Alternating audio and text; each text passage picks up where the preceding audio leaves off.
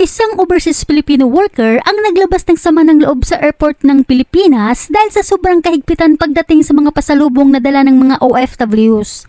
Matatandaan hindi lang mga OFWs na paalis ng bansa ang nakakaranas ng aberya sa loob ng airport, kundi kahit yung mga OFWs na lumapag sa Pilipinas ay nakakaranas pa rin ng aberya sa loob ng NAIA dahil sa mga pasalubong na dala nila, gaya na lamang ng mga cellphone, mga ginto, mga chocolate at kung ano-ano pa.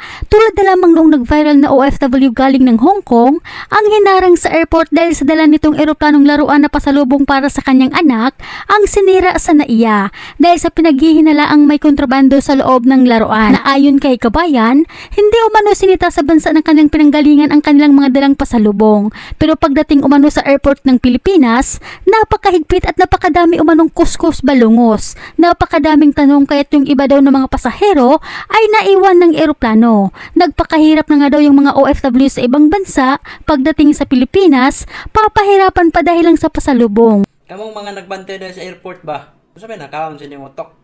Ha? Wala manggali na gisita kung unsay mo ang mga dala dire sa airport nga mo ang gitrabahoan. Kamo ni noon diana magsita-sita. O manggali na sila magbuot dire og pila ka kilo ang chocolate among dadon og pila ka kilo ng ginto nga among dalon ug unsa na ang mga gadget ang mo ang dadon. Wa manggali na gisita. Kamo ni noon dia magsita-sita mo. Pagsulti lang kung nasuya mo sa muang mga pasalubong o sa muang mga dala. Kinuhatag man mi. Ano inyo kumang kuti-kutihon na umayo? Ug mangayo mo, pangayo lang mo. Ayaw lang inyong sita-sita ha kay wala pa mo masayod. Nga pila ka bulan na mong inantos og tigom para makapalit nga na. Nga pag-abot diya. Inyong harang-harangan. Labi na ang kanang mga cellphone, meron ka mga nindot nga mga sus, mga pratuhon ra. Nga inyo pa yung harang-harangon. Nga naapoy ginto. Nga pasalubong, inyong harang-harangon, wala pa mo ka balo nga iregalo na sa mga kaslunon nga inyong harang-harangon. Pila ka bulan ug pila ka tuig na mo ginantos og tinigom para makapalit niya na nga pag-abot yan na iniwa pa yung kuti-kutihon ug maayo, meron pagkadaghanan ng gamay ra ba kaayo. Naon sa maning taon mo nagpaila man gid mo sa inyong pagkabuhaya. Napagani uban gani nga pila na ka tuig diri sa abroad, muli ra og ganahan nga mamalit og daghan pasalubong. Pag-abot sa airport inyong harang-harangon. Ni uli ra gali nang tao kay nakaunahon na og pauli nga pag-abot diya inyo pag yung kuti-kutihon ug maayo.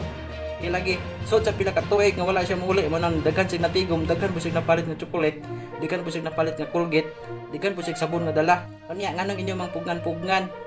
Ha? Naapay dala-dala nga ginto nga di ay gold plated ra to nga inyo pag yung pugong-pugungan. Wa mo maulaw o gusto mo pangayo lang ta mo, ayaw lang inyo sukit-sukita ang tao kay dili baya sayon mangita ana, dili baya lalim ang pagtigom man na pila ka bulan na mo nagiantusan og tigom para makapalit niya ana, no? Unya agabot ya inyo warang nanaon inyo pang kuti-kutihon og mayo nya napay uban sa sige ni kuti-kuti wala na nabiyaan na sa iyang flight nya gasto na pod sus pagka mga bubuag gyud ninyo o dili na ninyo masulbad pamahawa mo da be pamahawa mo. Uli mo dito sa inyong bukid. Dito mo pagtrabaho mo dito.